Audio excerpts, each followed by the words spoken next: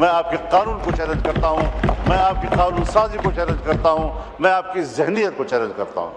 په پاکستان کې د سیاسي ناندرو په دوام کې د جمعیت العلماء اسلام مشر مولانا فضل الرحمن ویلي چې د 18 کلنۍ نه کم عمره ځوانانو د ودونو په اړه شوی قانون سازي غیر اسلامي ګڼي او زیاتوي چې د دې قانون سرغړونه به وکړي او تر 18 کلنۍ کم عمره ځوانانو ودونه به ترسره کړي.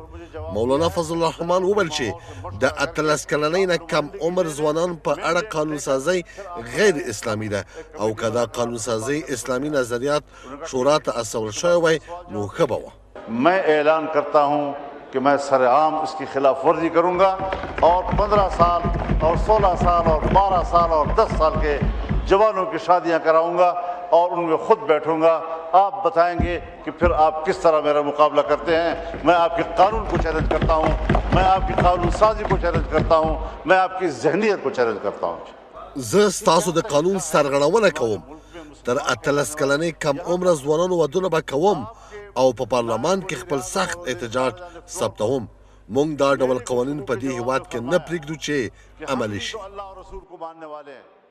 اسرائیل کو تحفظ فراہم کر رہے ہیں. مولانا فضل الرحمن د غزې د سولې بورډ په اړه ویلي که د سولې بورډ په بیلابیلو برخو کې بدلونه رامنځته شوي نو بیا پاکستان ولې هلته ځي. هغه زیاته کړې چې ډونالډ ټرمپ د اسرائیلو یرغلي ځواک پیاوړی کوي او حماس ته ګواښونه کوي او امریکا افغانستان عراق او لیبیا ویجاړه کړې ده.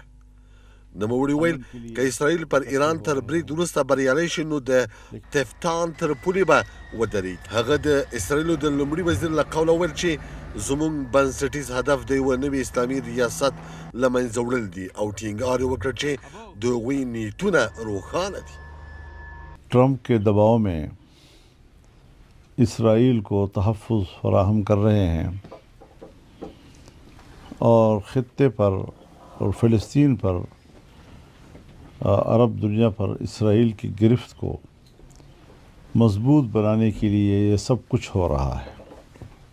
داسې نړیوال فورمونو ته ځي چې پایلې له ګواښونو کیږي او پوښتنه رامنځته کیږي که اسرائیل د ملګرو ملتونو غړی دی نو بیا ولې د پاکستان په پاسپورټ کې اسرائیلو ته پر تګ بندیز دی. موږ سوله غواړو خو اصول هم شته.